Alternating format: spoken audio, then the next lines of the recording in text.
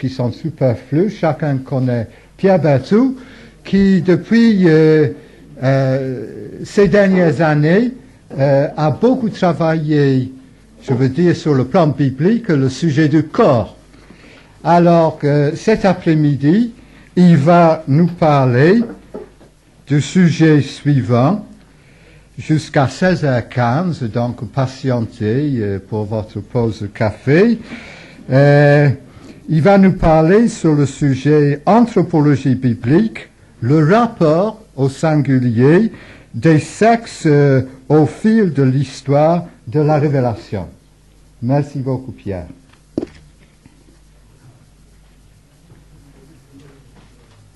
Je vous salue bien fraternellement et je fais un clin d'œil aux étudiants dans l'autre pièce.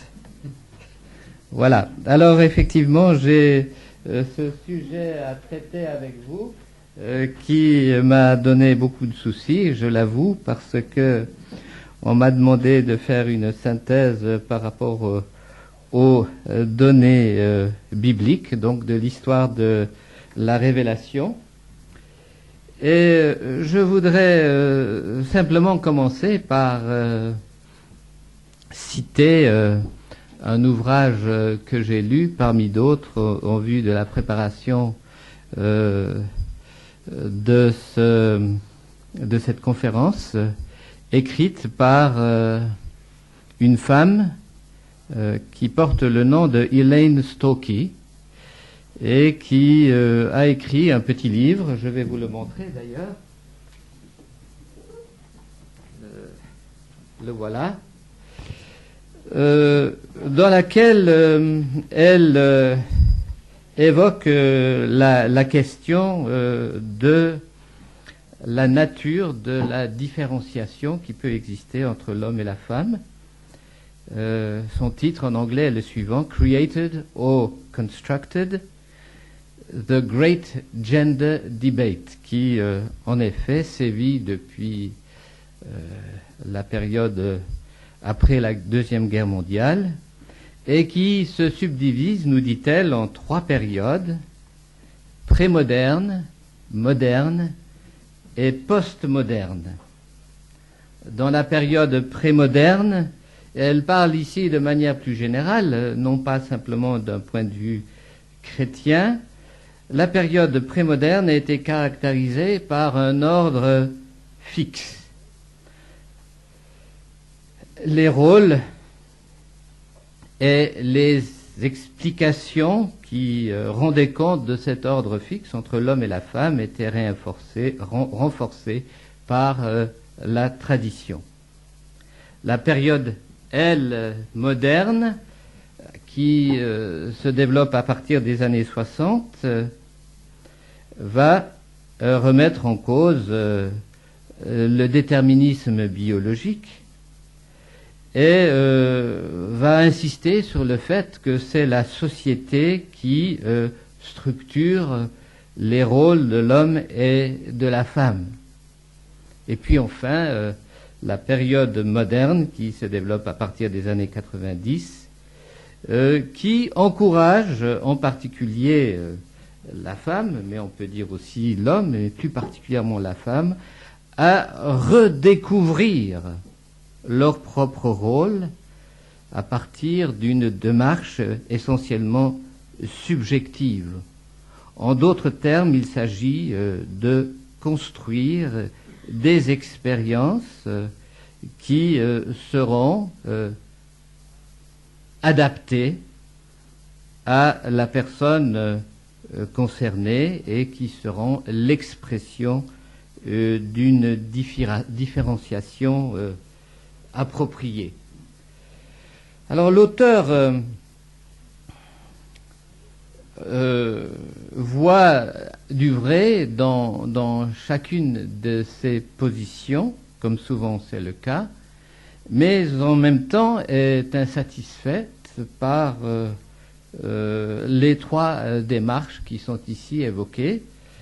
Et dans son livre, surtout à la fin de son livre, de manière, à mon avis, par trop bref, elle essaye d'élaborer quelques éléments de réponse qui sont d'ailleurs fort intéressants et qui peuvent effectivement stimuler notre réflexion. Et elle va élaborer cette perspective à partir des données bibliques. Et c'est ce que je me propose de faire maintenant, à ma manière, et sans doute y aura-t-il des recoupements entre ce qu'elle a dit dans ce livre et ce que je dis, quoique je n'ai pas intégré des éléments de ce livre dans ma réflexion. Les pharisiens, après le discours de Jésus sur l'humilité et le pardon, l'abordent pour le mettre à l'épreuve. Ils soulèvent la question du divorce et de la loi de Moïse. Dans sa réponse, le Seigneur replace le mariage dans sa juste perspective. La loi de Moïse est seconde par rapport à l'ordonnance créationnelle. La sexualité est un don de Dieu à l'homme et à la femme. Elle est bonne et exprime la différence, l'altérité. Dieu situe cette sexualité dans un contexte précis, celui de l'union légitime. Il n'y a pas de liberté sans forme.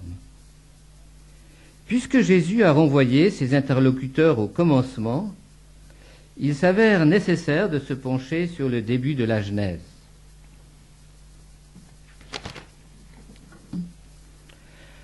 Lorsque Dieu créa l'homme, la Genèse nous dit qu'il les créa mâle et femelle.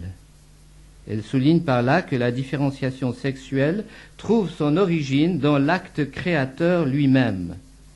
Comme celle-ci est unique, elle exclut toute autre distinction qui pourrait opposer les hommes entre eux. À ce propos, Karl Barth dit fort à propos, « La différenciation sexuelle est justement la seule dans laquelle l'homme soit créé. Par conséquent, une création et une existence de l'homme impliquant des groupes, des espèces, des races, des peuples, ne sauraient entrer en ligne de compte.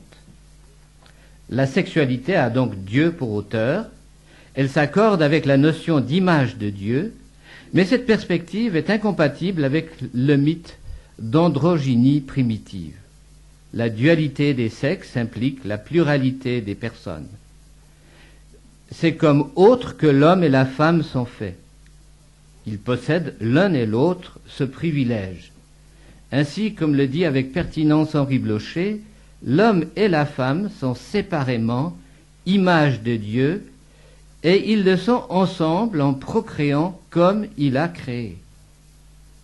Et l'auteur de citer à l'appui Genèse 4.1 et 5.1 à 3.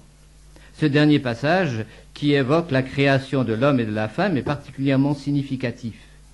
Le texte précise que Dieu les appela du nom d'homme et que Adam engendra un fils à sa ressemblance, selon son image. Ainsi, en inscrivant la différenciation sexuelle dans l'acte créateur, la Genèse souligne d'emblée l'unité du couple avec sa diversité qui devient aussitôt complémentarité. Notons enfin que c'est ensemble que l'homme et la femme reçoivent le mandat culturel et qu'ils sont appelés à soumettre la terre et à dominer les autres créatures. La sollicitude ou la solitude contredit la vocation de l'homme. L'être humain est un être avec. Tout en renonçant à l'illusion d'être seul, à l'autosuffisance, il affirme sa vocation communautaire. L'androgynie constitue l'idéal de la solitude suffisante, puisque l'individu possède les attributs des deux sexes. Dans ce passage de la Genèse, la communauté fonde l'individualité. Barth et Blocher remarquent que la non-solitude de l'homme renvoie à la non-solitude de Dieu, soulignée en particulier par la doctrine de la Trinité. Ainsi, l'amour et la communication en Dieu fondent la référence au prochain. Celle-ci, inscrite dans la nature de l'homme, rappelle à la créature son besoin de l'ultime vis-à-vis et sert à rendre possible une relation avec lui. Par contre, l'androgynie, en refusant la diversité relationnelle, rejette toute référence au Créateur. Le contraste avec la perspective biblique est frappant. En donnant à l'homme un vis-à-vis, un prochain, une présence lui correspondant, Dieu établit la vocation communautaire de l'individu. Ainsi, comme le remarque encore une fois Henri Blocher, si la sexualité rend nécessaire l'être avec, elle n'est pas cependant nécessaire à l'être avec. Nous avons vu quelle solution la Genèse offre à la solitude de l'être humain. Il nous faut maintenant aborder le rapport de l'homme et de la femme. Ce rapport revêt trois aspects principaux: la similitude, la différenciation et l'ordre ou la fonction de l'homme et de la femme. La similitude. Le Seigneur Dieu dit « Je lui ferai une aide qui sera son vis-à-vis ». Le terme « aide » a un sens positif. Il s'emploie souvent pour Dieu qui vient en aide à l'homme ou à une tribu, etc. Dans ce passage, Dieu veut accorder à l'homme une aide qui soit à sa mesure, qui lui corresponde. C'est ce que souligne le mot vis-à-vis, neged. On pourrait aussi traduire avec la Bible de Jérusalem qui lui soit assorti. L'homme a besoin d'un vis-à-vis, d'un prochain, être à son image, avec qui communiquer, communier, partager son ouvrage. La similitude est essentielle à cette relation personnelle.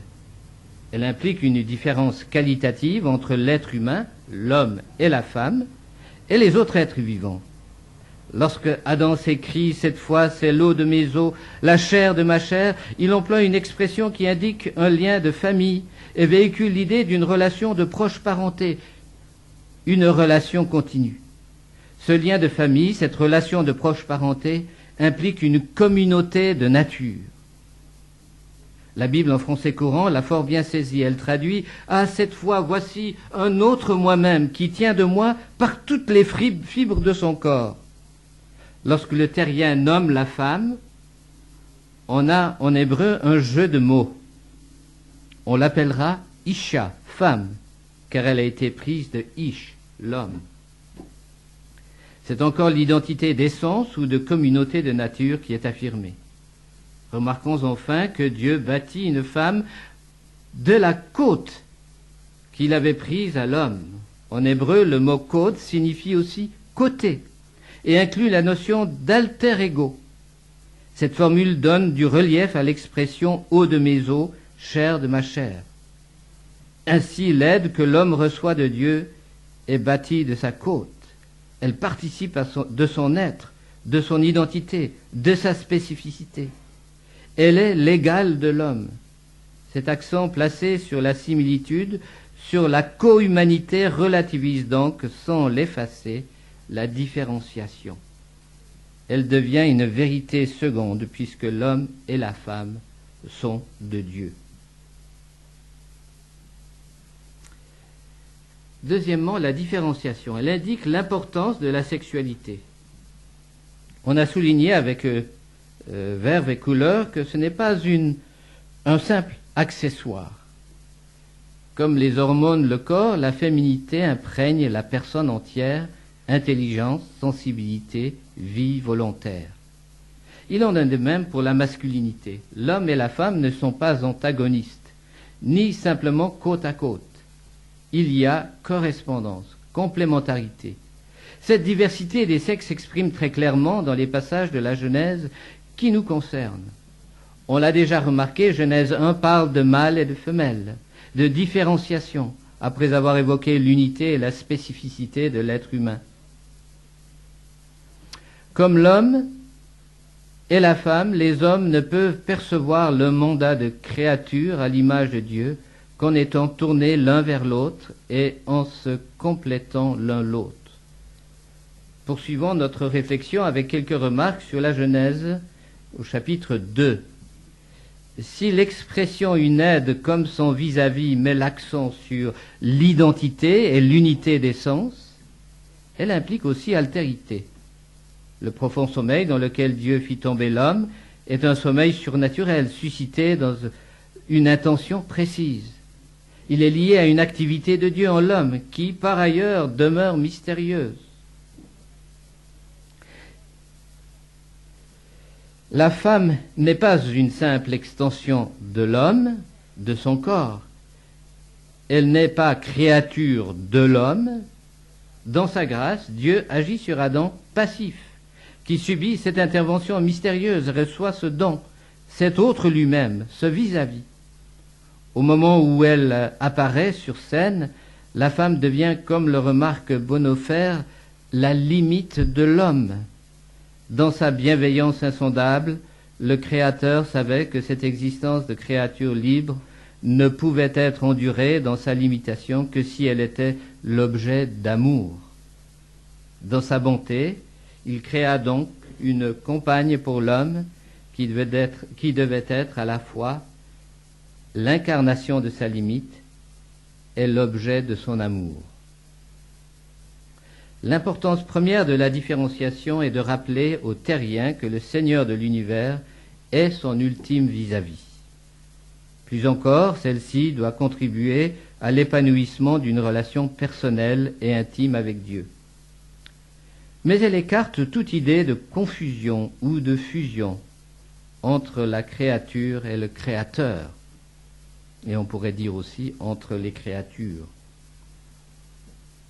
Par contre, l'homosexualité, en effaçant la diversité sexuelle, ne suppose-t-elle pas le refus de l'autre dans sa différence? De même, l'idolâtrie, en divinisant la créature, n'implique-t-elle pas le refus de l'autre avec un A majuscule? À ce sujet, il n'est pas sans intérêt de remarquer que l'apôtre Paul rapproche homosexualité et idolâtrie dans son épître aux Romains, chapitre 1, 22 à 27. Henri Blocher, commentant ce passage, dit « Les perversions sexuelles sont le triste reflet de la corruption de l'esprit. » Venons-en maintenant à la question de l'ordre ou la fonction. Maintenant que nous avons abordé l'unité des sens et la diversité sexuelle, nous pouvons nous pencher sur l'ordre ou la fonction dans le couple. Dans la première épître de Paul aux Corinthiens, l'apôtre écrit « Christ est le chef de tout homme, l'homme est le chef de la femme, et Dieu est le chef du Christ. » 1 Corinthiens 11. Quelques pensées s'imposent. Dès qu'il y a communauté, la question de l'ordre se pose. Elle n'implique aucune infériorité des sens, puisque Paul nous informe que le chef du Christ est Dieu. Or, l'égalité de nature et de gloire entre les personnes de la Trinité est entière. Chacun exerce sa fonction. On ne tolère pas le désordre dans l'existence trinitaire. De même, par analogie, la répartition des rôles est significative dans la relation homme-femme. Dans le début de la Genèse, on trouve déjà quelques indices de cet ordre. L'aide que Dieu donne à l'homme comme son vis-à-vis serait une première indication. Le théologien américain Young, dans son petit ouvrage remarquable à bien des égards, souligne ce point, sans oublier d'insister sur l'unité des sens des êtres humains. Voici ce qu'il dit. La femme réalise sa plus haute destinée lorsqu'elle est une aide pour l'homme. Mais il faut relativiser quelque peu cette interprétation, car sur les 21 emplois de ce mot « aide » dans l'Ancien Testament, 15 concernent Dieu, qui vient au secours de l'homme ou des tribus d'Israël, comme je l'ai évoqué tout à l'heure. Par ailleurs, si on veut mettre tout l'accent sur l'ordre créationnel dans Genèse 1, l'homme créé en dernier reçoit la domination. Dans le prolongement de cette perspective, on pourrait donc dire que la femme a la priorité sur l'homme, puisqu'elle est créée après lui. Cependant, dans 1 Corinthiens, Paul s'appuie sur la succession dans la création d'Adam et Ève pour établir la diversité des rôles. En effet, l'homme n'a pas été tiré de la femme, mais la femme a été tirée de l'homme. Et l'homme n'a pas été créé à cause de la femme, mais la femme à cause de l'homme. 11, 8 et 9. La succession est donc significative. Aux yeux de Paul, cet ordre est vital à toute vie communautaire. Mais comme pour prévenir tout abus, si souvent présent, hélas, dans les rapports hommes-femmes, l'apôtre s'empresse de qualifier ses propos. Toutefois, dans le Seigneur, la femme n'est pas sans l'homme, ni l'homme sans la femme. Car de même que la femme a été tirée de l'homme, de même l'homme naît de la femme, et tout vient de Dieu. Versets 11 et 12. Comme tout être humain se définit par rapport à Dieu, que tous sont égaux devant lui, cette répartition des rôles de chacun n'est nullement une atteinte à l'identité de l'un ou de l'autre. Toujours dans la même perspective, la fin de Genèse 2 est significative. C'est pourquoi l'homme quittera son père et sa mère et s'attachera à sa femme. Il ne faut pas voir dans ce verset une allusion à un matriarcat primitif, mais l'indication que l'homme a l'initiative d'un nouveau foyer. Notons enfin que la femme reçoit de son compagnon son nom générique, Isha, mais aussi son nom propre, Ève. Mais quelle est la portée de ces considérations? Henri Blocher, reprenant les propos de Paul, dit « L'homme est à l'image et la gloire de Dieu, tandis que la femme est la gloire de l'homme. » Cette phrase, nous dit-il, nous permet de mieux cerner la raison d'être de cette diversité au sein du couple. L'apôtre poursuit une réflexion sur l'ordre. Il ne veut pas dire que la femme n'est pas créée à l'image de Dieu, mais qu'elle a, tout comme l'homme, un rôle représentatif à jouer. Et l'auteur de préciser, dans la relation des sexes, le privilège d'autorité, représentation de Dieu, se trouve du côté masculin. Dans tous les rapports terrestres, l'homme représente Dieu plus évidemment que ne fait la femme. Mais du coup, c'est la femme qui représente le mieux l'humanité dans le rapport avec Dieu. Il en découle, comme l'ont remarqué plusieurs théologiens, que tout être humain se trouve vis-à-vis du Seigneur, y compris l'homme, dans une situation féminine, être de lui et pour lui, recevoir et porter la semence de sa parole, recevoir et porter le nom qu'il donne. On pourrait encore ajouter produire du fruit de qualité en abondance. C'est là tout le projet de sanctification. Ayant abordé la sexualité, la vocation communautaire de l'individu et la nature des rapports de l'homme et de la femme, il nous faut parler de l'institution du mariage. Brièvement, que je vous rassure. Le mariage s'enracine dans l'intention de Dieu, parce que sexualité se situe dans le mariage, dans la perspective biblique. Il est une institution établie par le Créateur lui-même. Le mariage n'est donc pas le résultat d'une évolution, il n'est pas non plus le produit de conditions sociologiques particulières, il n'est pas une solution de commodité liée à toutes les variantes de l'histoire. Sans doute le mariage répond-il aux besoins personnels et sociaux des hommes en société, et sa forme institutionnelle varie-t-elle selon les cultures? Il n'en demeure pas moins que Dieu en est l'auteur. C'est lui qui en a précisé les contours et les normes qui le définissent. Le mariage se présente comme une alliance. L'Éternel a été témoin entre toi et la femme de ta jeunesse que tu as trahie, bien qu'elle soit ta compagne et la femme de ton alliance. Malachie 2,14. Cet engagement a une dimension verticale. Il se prend devant Dieu. Le sage met en garde contre la courtisane qui abandonne l'ami de sa jeunesse et qui oublie l'alliance de son Dieu. Tout comme Matthieu 19, où Jésus réaffirme la loi du mariage, ces deux passages font allusion au début de la Genèse. Après avoir constaté la solitude de l'homme, les versets 20 à 23 racontent la création de la femme. En amenant Ève vers Adam, non seulement Dieu permet la rencontre et la reconnaissance mutuelle, mais il les invite à la vie commune. Le cri de joie qui s'élève de la bouche de l'homme à la vue de la compagne que son Père céleste lui présente constitue comme l'institution du mariage, son fondement théologique. Henri Blocher précise même que comme l'époux s'engage devant le magistrat, c'est à Dieu que l'homme répond son oui. Quant au verset 24, il donne la définition du mariage. Il en contient la formule même, à condition de comprendre l'expression « ils deviendront une seule chair » au sens large de ce terme. En soulignant que le lien matrimonial est une ordonnance créationnelle, la perspective biblique indique qu'il concerne tous les hommes. À sa façon, une vieille tradition juive relative à l'alliance que Dieu avait conclue avec Noé l'avait compris. Il s'agit en fait du renouvellement de l'alliance créationnelle dans le contexte d'un monde déchu. C'est à ce passage que cette tradition juive rattache les commandements de Noé. Ces 7 commandements, les prosélytes de la porte étaient tenus de les observer, tandis que les prosélytes de la justice devaient se soumettre à la loi tout entière. Le 4e commandement condamnait l'adultère et mettait ainsi en valeur l'engagement conjugal. Le 6e instituait l'autorité civile. Mais qu'est-ce qui constitue la validité d'un mariage? Aussi important que soit l'amour, on n'est pas marié parce qu'on s'est promis un amour éternel. On n'est pas marié non plus parce qu'on a glissé dans l'union physique. La relation sexuelle ne fait pas le mariage, n'est pas le mariage. Dans le cas de la séduction d'une vierge, la relation en cause n'est pas le mariage.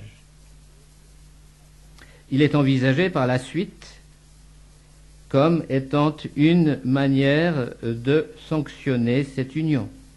Dans 1 Corinthiens 6,16, celui qui a des relations avec une prostituée est uni avec elle sans pour autant être marié.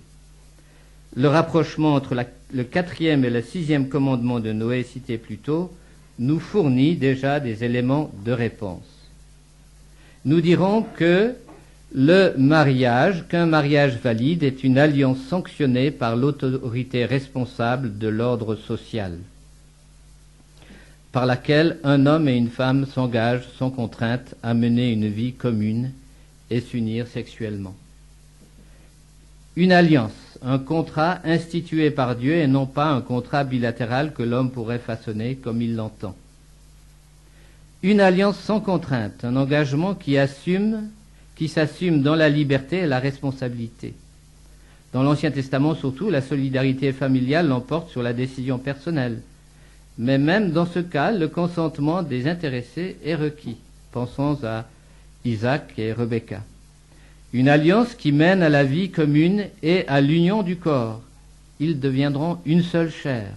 Si cette expression signifie au sens étroit l'union physique, elle a, nous l'avons signalé, un sens plus large. Ils deviendront une seule existence extérieure, une seule entité socio-économique. Cela implique la cohabitation et, bien évidemment, la bienveillance et la responsabilité réciproque. Enfin, c'est une alliance sanctionnée par l'autorité compétente. Le mariage n'est pas une affaire privée, il a une dimension sociale, la collectivité en est témoin. Les fiançailles constituaient l'aspect juridique du mariage en Israël. La dot offrait à la femme une garantie objective de l'engagement de son mari. La fête et les célébrations donnaient un caractère public à la noce. Enfin, une fois conclu, le lien matrimonial relevait de la surveillance de l'autorité civile. Si l'état de mariage regarde le magistrat, alors l'entrée en cet état le regarde aussi. Ainsi, l'autorité civile a reçu de la part de Dieu la responsabilité, la fonction de veiller à l'ordre social dans ses aspects extérieurs. Le mariage appartient aussi à ce domaine. On pourrait aussi ajouter à tout ce qui vient d'être dit que c'est une alliance dans laquelle la fidélité, l'intégrité, l'amour que l'homme et la femme se manifestent l'un envers l'autre est un miroir de la fidélité, de l'intégrité, de l'amour que Dieu initie entre lui et son peuple, que ce peuple soit Israël ou l'Église. Les 2 premiers chapitres de la Genèse posent donc les fondements de la sexualité. Ils en accentuent l'unité, la diversité et la complémentarité. et offre une vue haute de la moralité sexuelle, correspondant à la dignité de la personne, homme et femme. Mais force est de constater que de nombreux textes bibliques relatent avec réalisme et même rudesse des comportements où violence et perversions diverses se conjuguent pour bafouer la créature créée à l'image de Dieu, en particulier la femme qui devient objet de désirs inavoués et de violences sexuelles extrêmes et humiliantes qui aboutissent à l'écrasement de l'autre et à la réification de la personne humaine. On peut penser à la polygamie. On dit de Salomon qu'il avait 700 femmes de rang princier et 300 concubines. Mais il y a le cas d'Abraham qui fait passer Sarah pour sa sœur et l'expose à devenir la femme de Pharaon, du Pharaon d'Égypte. De même, Isaac, par rapport à Abimelech. Il y a aussi Judas qui couche avec Tamar, sa belle-fille, d'ailleurs sans le savoir, puisqu'il croit que c'est une prostituée. On peut mentionner aussi Joseph qui résiste aux avances de la femme de Potiphar. Ce n'est pas uniquement dans un sens. Son maître, donc il résiste à la femme de Potiphar, son maître, victime d'un faux témoignage, il se retrouvera en prison. Il y a aussi le viol de Dina par Sichem, qui tombe ensuite amoureux d'elle et souhaite l'épouser. La vengeance de Siméon et Lévi sera terrible. La dramatique histoire de la concubine du Lévite qui est livrée à des hommes sans morale ni scrupule, qui abusent d'elle jusqu'à la faire mourir, est encore un autre exemple particulièrement dramatique. Enfin, le viol de Tamar par Amon, révélateur de l'ambiguïté du désir humain. Malade d'amour, il force Tamar à coucher avec lui, puis une fois l'acte consommé, il éprouva, nous dit le texte, une haine plus violente que l'amour qu'il avait eu pour elle. C'est dire le contraste saisissant qu'il y a entre, si vous voulez, la norme et la réalité de ce qui est souvent décrit, y compris dans l'Écriture. Comment rendre compte d'un tel contraste? C'est le 3e chapitre de la Genèse avec son récit de la faute en Éden qui permet de rendre compte de l'irruption du mal et de la puissance du péché dans le monde qui sème le désordre, la confusion et la mort. Tout se joue autour du principe de mise à l'épreuve, symbolisé concrètement par l'arbre de la connaissance du bien et du mal. Qu'est-ce que la connaissance du bien et du mal? On a proposé plusieurs interprétations de cette expression, dont une explication sexuelle.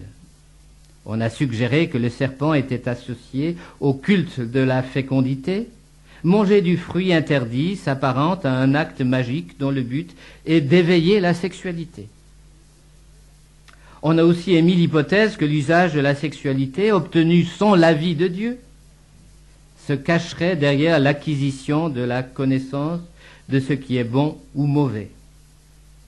L'éveil de la honte et le sentiment de pudeur qui surgit entre Adam et Ève après la faute serait un indice confirmant cette interprétation.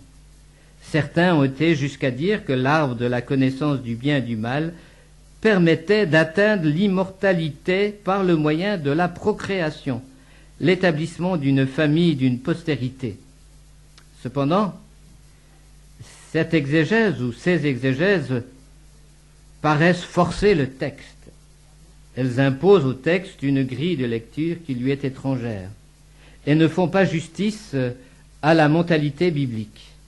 S'il est vrai que la racine connaître peut s'appliquer au rapport sexuel, il n'est pas seulement employé dans un sens négatif.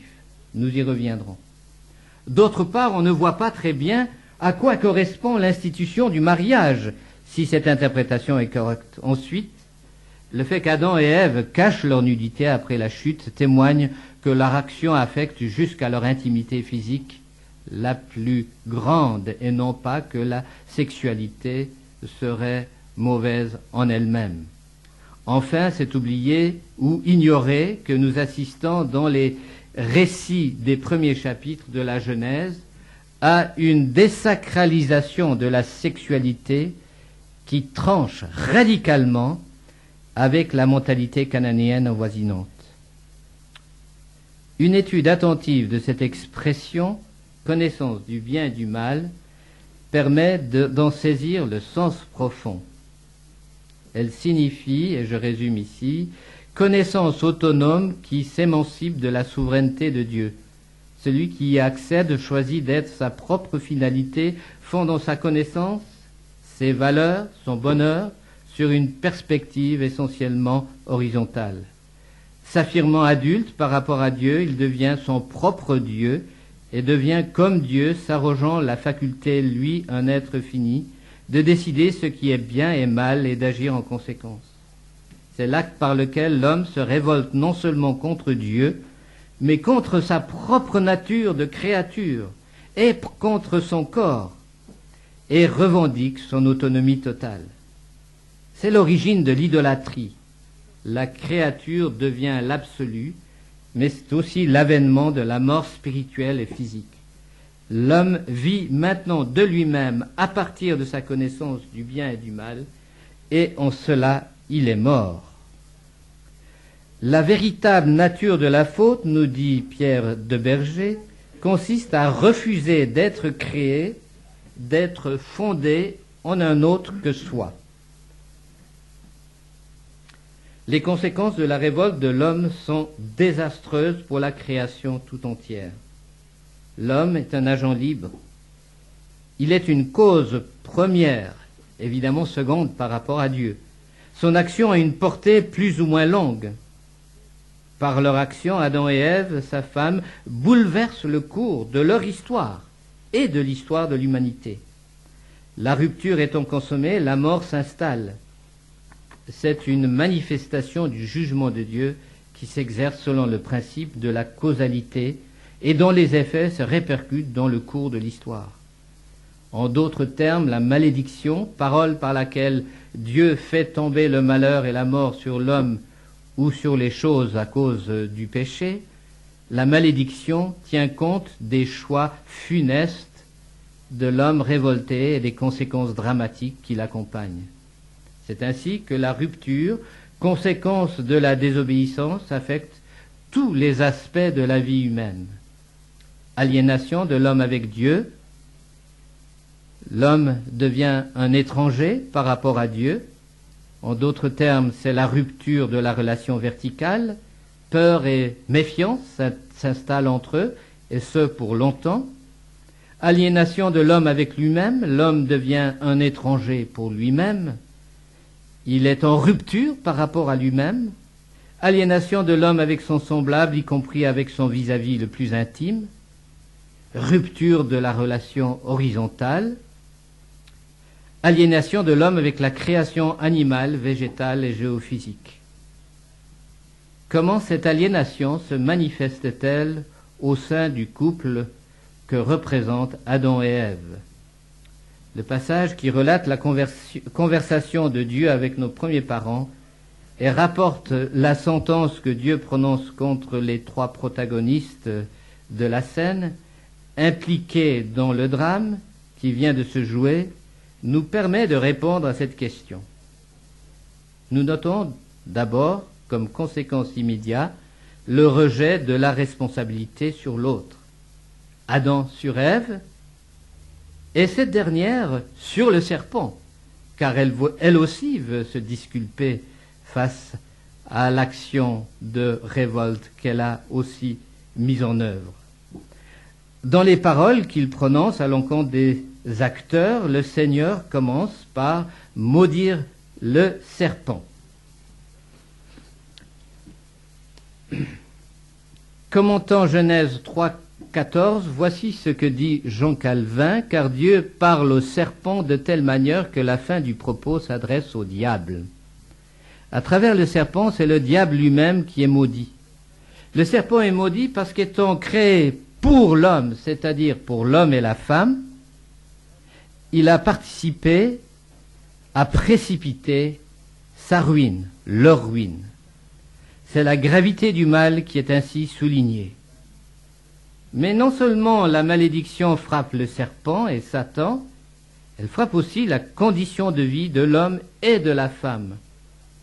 Cette condition de vie est changée. La condition de vie des premiers parents est changée parce que la terre est maudite, parce que la mort jette son ombre sur leur vie, parce que la puissance des ténèbres a libre cours. La vie de l'homme dans un monde devenu anormal à cause de la réalité du péché est marquée par la douleur et la peine. Mais dans ces conditions nouvelles, cette peine peut être un bien, entre guillemets. Elle est porteuse d'espérance, car elle souligne le dénuement de l'être humain, condition essentielle à la réception de la grâce. Donc, premièrement, la peine va frapper l'homme au cœur de son activité la plus essentielle. Mais voici ce que Dieu dit à la femme. Augmentez, j'augmenterai, je rendrai nombreuses tes douleurs. On traduit souvent tes douleurs, les douleurs de tes conceptions, mais avec la Pléiade, je préfère traduire tes douleurs et tes conceptions. Dans la peine, la douleur, tu enfanteras des fils, et vers ton mari se porteront tes désirs, et lui dominera sur toi. Deux termes importants sont utilisés dans cette sentence et qui ont été traduits d'une part par douleur et d'autre part par peine. Ces deux termes signifient effectivement peine, labeur, douleur. Dans Genèse 5, 29, la peine de la femme est aussi celle de l'homme. Celui-ci nous réconfortera, c'est-à-dire Noé, de nos labeurs et des peines qu'impose à nos mains un sol maudit. La peine de la femme la frappe, elle aussi, dans son activité essentielle en tant qu'épouse et mère. Il faut préciser cependant que les douleurs portent sur toute son activité, d'ailleurs comme pour l'homme, et pas seulement sur le travail et l'enfantement. Au sein de cette condition nouvelle, c'est la grâce qui donne finalement espérance. Je lis Proverbe 10, 22. C'est la bénédiction du Seigneur qui enrichit sans que l'effort, sans que la peine, sans que la douleur n'y ajoute rien. Mais dans cette sentence, il y a une dernière phrase qui a fait couler beaucoup d'encre et qui mérite notre attention pendant quelques instants. Vers ton mari se porteront tes désirs et lui dominera sur toi. Le mot hébreu désir, teshuka, signifie désir d'une femme pour un homme, Genèse 3,16. Mais aussi le désir d'un homme pour une femme, Cantique des Cantiques 7,11. Ou encore le désir du péché pour l'homme. Et je cite Genèse 4,7. Si tu n'agis pas bien, le péché tapis à ta porte est avide de toi, mais toi, domine-le. Calvin traduit cette fin de verset ainsi: ta volonté sera sujette à ton mari. Et la Bible de Chauvet: tes désirs se rapporteront à ton mari et il aura seigneurie sur toi. Henri Blocher aborde ce verset dans son étude des premiers chapitres de la Genèse et voici ce qu'il dit. Le désir de la femme vers l'homme est un élan positif, mais la femme sera écrasée par l'homme. Comment faut-il comprendre la deuxième partie de ce verset? Tout dépend de la manière dont on comprend le désir de la femme vers l'homme. Est-il un désir positif ou négatif? C'est là toute la question. Depuis la faute, il y a ambiguïté. Il est à la fois positif et négatif. Qui peut dire, en effet, dans un autre domaine, que nos motivations sont toujours entièrement pures? Ne faut-il pas voir dans ce verset la relation de puissance qui s'instaure entre l'homme et la femme? La tentation pour la femme, c'est de s'attacher à l'homme, d'en faire son absolu, tout en voulant devenir son absolu.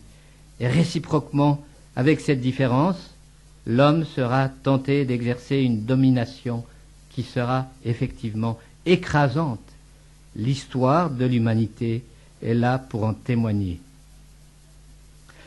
La double tentation réciproque est celle de la servilité-domination. Comme il y a rupture dans la relation la plus intime, la relation conjugale, il y a relation de puissance. C'est la conséquence normale de la mort spirituelle. L'homme et la femme ayant perdu le nord, ayant perdu le point de référence absolu, deviennent l'un pour l'autre l'absolu et source de déception, puisqu'un être créé, fini, ne peut assumer le rôle de Dieu. C'est là une forme d'idolâtrie, et avec l'idolâtrie, l'introduction de la servilité et de la domination réciproque au cœur même de la relation la plus intime. La violence a désormais droit de citer au cœur du couple et de la conjugalité. Mais au sein même de cette malédiction retentit déjà la promesse. L'hostilité entre la semence, la descendance de la femme et celle du serpent s'achève avec l'écrasement de Satan. C'est la première des promesses de délivrance. Ainsi, dès la révolte initiale, la justice et l'amour du Seigneur se rencontrent afin de mettre en œuvre le projet de salut, source de réconciliation et de paix, condition pour que s'épanouisse une humanité renouvelée. C'est à partir de cet arrière-plan qu'il nous faut faire quelques remarques sur la législation biblique. Lorsque Jésus répond aux pharisiens au sujet du divorce, il établit un contraste entre la vraie nature du mariage, tel qu'il a été établi à l'origine, et les concessions que la loi à l'obstination rebelle de l'homme afin d'en limiter les effets négatifs. C'est à cause de votre obstination, de votre dureté de cœur, que Moïse vous a permis de répudier vos femmes. Au commencement, il n'en était pas ainsi. Jésus, par sa réponse, montre bien que le texte sur le divorce et le remariage, inclus dans les clauses stipulations de l'alliance, est de l'ordre d'une concession, d'une tolérance. Le divorce n'est pas un commandement du Seigneur, il s'agit d'une législation conditionnelle qui aboutit à la conclusion qu'il est impossible de reprendre une femme qui a été répudiée comme épouse. Agir ainsi signifierait qu'il est possible de prêter sa femme à un autre. Or, aux yeux de Dieu, c'est une abomination et c'est une manière de charger de péché le pays. La finalité de cette stipulation est d'empêcher des répudiations trop faciles et ainsi de protéger la femme. Ce souci de décence et de dignité habite l'ensemble de la loi de l'Ancien Testament qui touche à la sexualité. La violence sexuelle et les formes diverses de comportements capricieux sont des atteintes à la dignité de la personne. Ainsi, le viol est considéré comme une humiliation, de même les agissements capricieux de l'homme qui a pris une esclave pour femme. Si celle-ci cesse de lui plaire, il a l'obligation de lui rendre sa liberté. Une protection comparable est illustrée par la législation concernant les esclaves servantes filles israélites. S'il est vrai qu'il n'est pas possible d'éliminer les tensions inhérentes à la polygamie, la législation garantissait l'égalité des droits conjugaux des femmes de second rang et de leurs enfants. C'est ainsi que pouvait être évitée la rivalité cruelle que les deux sœurs Léa et Rachel ont connue en tant qu'épouses de Jacob. En effet, la loi interdit explicitement ce cas de figure. Lévitique 18. Ce respect de la dignité d'une personne est en réalité une manière de respecter Dieu qui a créé le monde et choisi Israël comme son peuple. Il n'est pas permis d'exploiter les choses et les personnes pour satisfaire ses intérêts égoïstes ou ses désirs capricieux et changeants. Ceci est d'ailleurs aussi vrai pour le corps, manifestation concrète de la personne et de sa dignité. La législation consacrée à la sexualité, Lévitique 18, illustre bien cette perspective. Cet ensemble de prescriptions commence et se termine par cette phrase « Je suis le Seigneur ». Elle souligne à nouveau, si besoin était, le lien qui existe entre le respect de Dieu et le respect de sa création, et en particulier de la dignité du prochain et de son corps. Ces lois sont là pour promouvoir le respect de la différence des sexes, des liens familiaux et de la dissemblance de nature entre les êtres humains et les animaux. Comme le dit Pierre de Berger, sont donc interdites les relations consanguines, l'homosexualité et la zoophilie. La zoophilie est formellement écartée pour 2 raisons. C'est une manière de se rendre impur, comme d'ailleurs l'adultère. En d'autres termes, c'est se souiller moralement. C'est en plus pratiquer la confusion, refuser la différence de nature. C'est mélanger ce que Dieu a séparé. C'est se livrer à la perversion, à la dépravation. Quant à l'homosexualité, elle est considérée comme une abomination, verset 22, et même qualifiée d'acte de folie dans l'épisode tragique de Gibéa. Ces paroles sont dures. Par là, ces textes soulignent que tout comportement qui refuse la différence des sexes et n'assume donc pas la dimension procréatrice de la sexualité n'est pas conforme au projet de Dieu sur la création. Ce que la perspective biblique nous propose, c'est une altérité différenciée au sein du couple homme-femme. Elle seule renvoie à l'altérité avec le tout autre. Le refus de l'ordre de création implique le refus de celui qui en est l'auteur. On comprendra mieux à la lumière de ces considérations pourquoi l'exemple de l'amitié de David et de Jonathan ne peut pas être interprété comme une histoire d'amour librement consentie entre 2 individus du même sexe. Certes, les mêmes termes et phrases employés pour décrire l'amour entre un homme et une femme sont utilisés pour décrire la qualité de l'amitié qui lie David et Jonathan.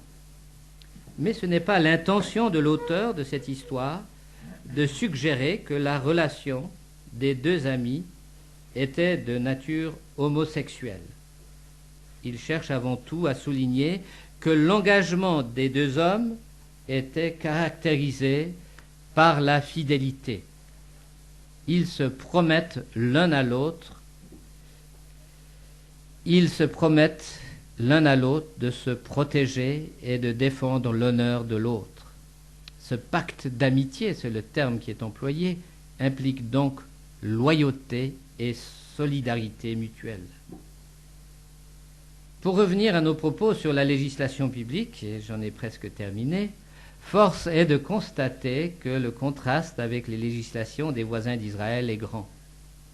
Ainsi, la législation hittite, pourtant considérée comme plus humaine que bien d'autres, tolère la zoophilie et le travestisme, condamnés ou refusés plutôt par le Deutéronome. En Égypte, l'inceste est pratiqué au sein de la famille royale. Les Ammonites se livrent au sacrifice d'enfants. Contrairement à la perspective biblique, la castration et la prostitution cultuelle sacrée font partie des habitudes sociales et religieuses très répandues dans le Proche-Orient ancien. L'opinion publique ne suffit pas pour garantir une moralité individuelle et publique de qualité, que ce soit hier comme aujourd'hui. Ce qui fait la différence en Israël, c'est la présence du Dieu créateur, le Dieu de l'Alliance qui a prononcé une parole-loi qui structure, libère et donne vie à tous ceux qui la reçoivent avec confiance. Cette vue haute de la morale sexuelle et cette insistance sur la dignité humaine qui sont apparentes dans la législation d'Israël, quoique de manière imparfaite, devaient porter ses fruits. Certaines concessions à l'obstination, à la dureté du cœur de l'homme devaient s'estomper, ainsi la monogamie devait se généraliser, sauf, hélas, à la cour du roi, Deutéronome d'ailleurs met en garde, Deutéronome 17, contre l'idolâtrie non seulement de la puissance et de la richesse, mais de la sexualité. Dans le livre des Proverbes, la mère de famille est décrite comme le partenaire de son mari et joue un rôle important dans l'éducation de ses enfants et dans la vie économique de la cité. Parmi les fidèles de la première alliance, la chasteté intérieure, annonciatrice du sermon sur la montagne, est mise en avant. Et oui, écoutons ces paroles saisissantes de Job. « J'avais conclu une alliance pour mes yeux. Comment aurais-je pu fixer mon attention sur une vierge ?» En guise de conclusion, je vous invite à relire attentivement ce beau texte de Proverbes 5, 15 à 23, dans lequel l'auteur met en exergue, en valeur, la beauté de la fidélité. On pourrait l'intituler « Aimer la femme de sa jeunesse ». Ou encore, je pourrais vous citer ce magnifique cantique des cantiques que nous aurons l'occasion de méditer demain matin, que Ron Berger va commenter, dans lequel l'auteur de ce livre, peut-être même une femme, chante avec force l'importance et la centralité de l'amour, passion, fidélité face aux avances d'un Salomon, entre guillemets, qui a déjà tout un harem. C'est là que nous voyons que déjà au cœur de l'Ancien Testament, il nous est proposé un style de vie au sein des relations de l'homme et de la femme qui, encore aujourd'hui, peut éclairer nos chemins. Je vous remercie.